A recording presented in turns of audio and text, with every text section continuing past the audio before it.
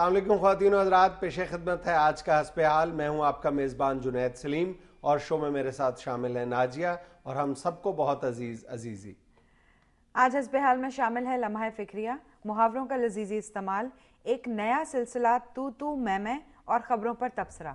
मगर सबसे पहले हम बात करेंगे तेजी से खत्म होते जॉइंट फैमिली सिस्टम पर। हाय हाय हाय, ये क्या मेरे दिल के तार छेड़ दिए हैं यार। जॉइंट फैमिली सिस्टम कहाँ चला गया है पाचलाकू, बिल्कुल ही खत्म होता जा रहा है यार। क्या मजा आता होता था इकट्ठे रहने का, सारा खानदान इकट्ठा रह रहा है, मकान नको नक भर जाता था मगर एक ही जगह में रहते थे। तो वो ठीक था, ऐसा ठीक होता था यार।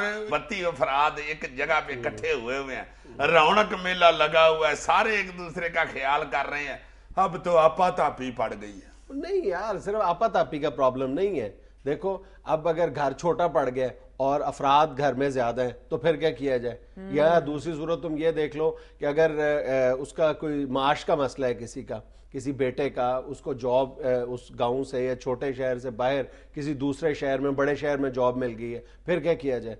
तो जाहिर है, या एक घर जो कम पड़ गया, तो ये सारी जो अवामिल हैं इनको नज़र में रख कर इस हवाले से बहुत ज्यादा जज्बातियत का मुजाहरा नहीं करना चाहिए जॉइंट फैमिली सिस्टम के हवाले से। यार ठीक है तुम्हारी बात, मगर अगर किसी की ट्रांसफर हो गई है या कोई मकान छोटा पड़ गया तो सारे मिल बैठ के उसका कोई हल निकालते थे।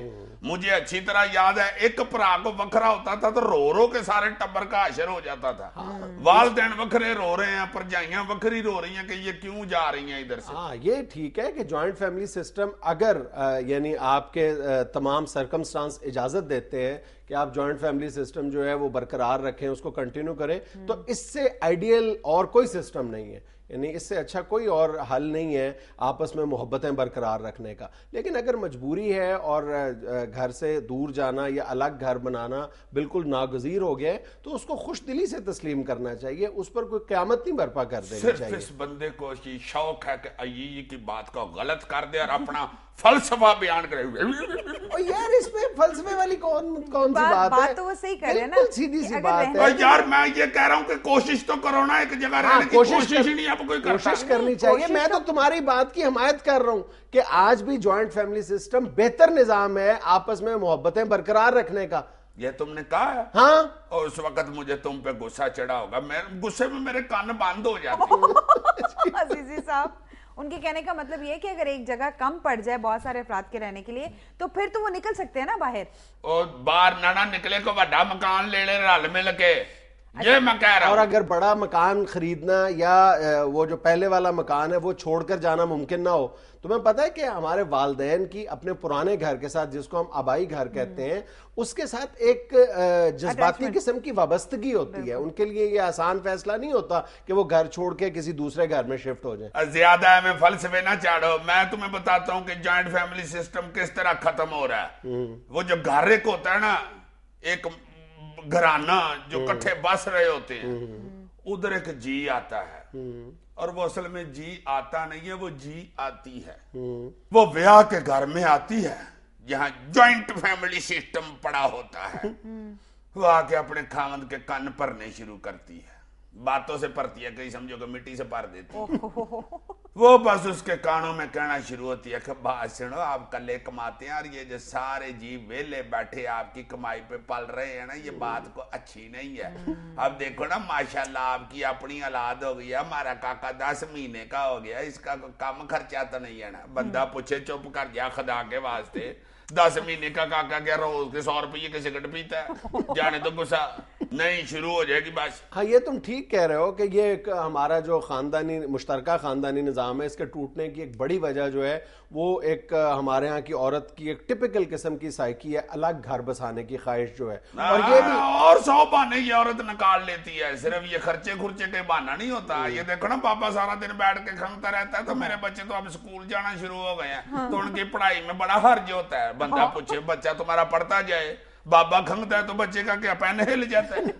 لیکن یار تم اس بات کو سمجھنے کی کوشش کرو کہ جوائنٹ فیملی سسٹم کوئی اس بات کی ضمانت نہیں ہے کہ اگر آپ مشترکہ خاندان میں رہ رہے ہو, ایک اکٹھے گھر میں رہ رہے ہو, تو آپ کے دل بھی جڑے رہیں گے.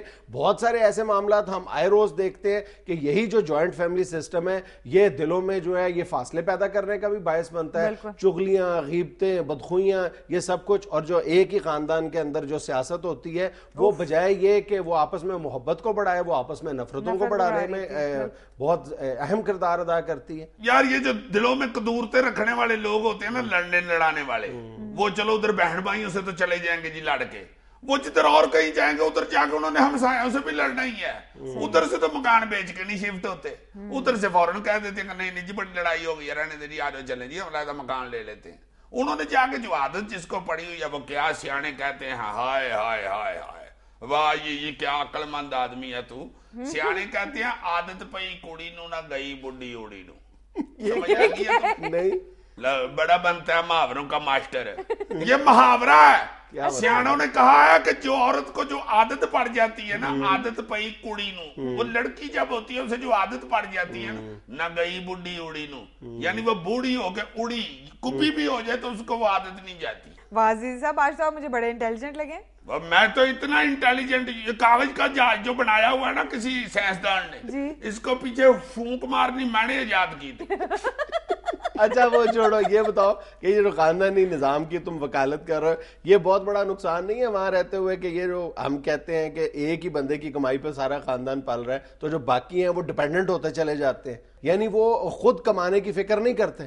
ٹھیک ہے تمہاری بات یہ بھی کہ کماؤ پتر بیچارہ کلا ہی پھنس جاتا ہے, مگر یہ ہے کہ اس کا یہ مطلب نہیں کہ علیحدہ ہو جاؤ.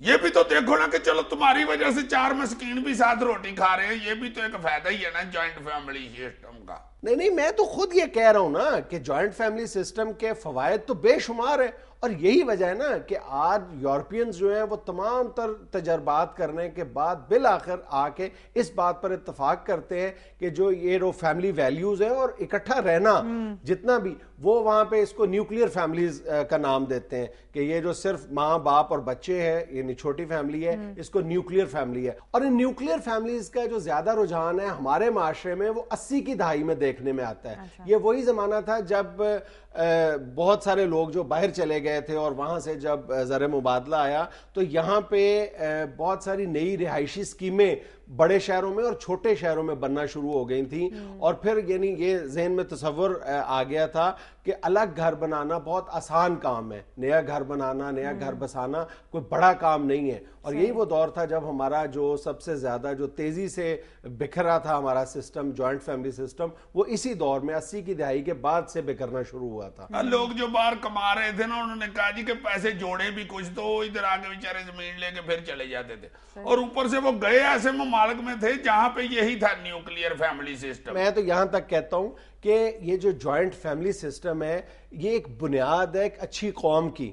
انسان جوائنٹ فیملی سسٹم میں رہ کے ایک دوسرے کی تکلیفیں مصیبتیں سمجھتا ہے, ایک دوسرے کے دکھ درد میں کام آتا ہے, اور یہی جو اس کی بنیادی تربیت ہے یہ آگے چل کے جب قوم سازی کا مرحلہ آتا ہے, قوم میں وہ ایک فرد کی حیثیت اختیار کرتا ہے, تو وہی جو جذبات ہیں, جو تربیت ہے وہ کام آتی ہے اور ایک اچھی اور مستحکم قوم وجود میں آتی ہے. اور یار بے شمار فائدے ہیں اس جوائنٹ فیملی سسٹم کے. مجھے یاد ہے ایک کو جگہ پہ سارے رہ رہے ہوتے تھے, میلہ دیکھنے کی ضرورت ہی نہیں پڑتی تھی, گھر ہی میلہ لگا ہوتا تھا, ایک بزرگ بیٹھا ہوتا تھا سارے خاندان کا بڑا, وہ گھر میں ایک کوئی گال نکالتا تھا سب کو پہنچ جاتی تھی, سارے سدھے ہو جاتے تھے.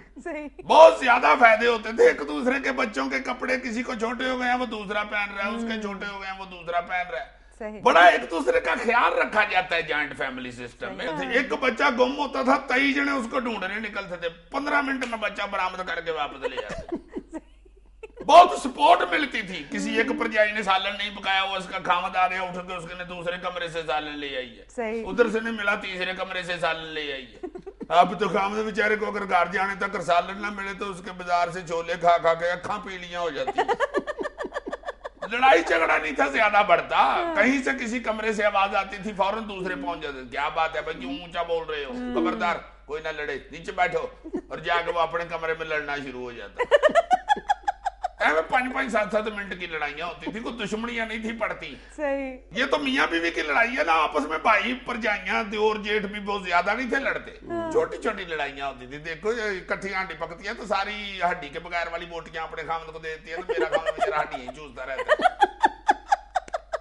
तवीज धागे वालों का बेचारों का बड़ा कारोबार चलता था, छोटी परजाई वड्डी पे तवीज करा रही है, वड्डी छोटी पे करा रही है, बड़े मजे आते थे। अच्छा, ये फायदा था उस सिस्टम का? बहुत फायदा होता था, कंघियां और हेयर ब्रश बड़े साफ होते थे। ये औरतें कहती हैं कि बालों पे बड़ी जल्दी तवीज होती है, ये फौरन कंघी कुंगी करके सारे बाल निकाल के कूड़े में फेंक देती। कंघी और ब्रश तुम्हें साफ मिलेगा उस घर से जिस घर में जादू टूने का को खौफ हो। बड़े मजे आते थे यार जॉइंट फैमिली के। एक बंदे ने अपनी शर्ट इस्त्री करके दरवाजे के ऊपर टांगी, दूसरा गुजरते हुए पहन के निकल गया, वो बेचारा शर्ट ढूंढ रहा है, किसी ने बताया भाई जी उसका फुटबॉल का मैच था, वो पहन के चला गया। पूरे घर में 1 या 2 बाथरूम होते थे, 23-24 जी होते थे अफराद। हाय हाय हाय हाय, दोनों बाथरूमों में घुसे हुए हैं, बाकी 15-16 बार तैयार कर रहे हैं। सब्र करने की बड़ी आदत पड़ती थी। पता चला इसने तारीफ की है, तनकीद की। नाज़रीन, यहाँ में लेना एक कमर्शियल ब्रेक, हमारे साथ रहिएगा। अजीजी साहब।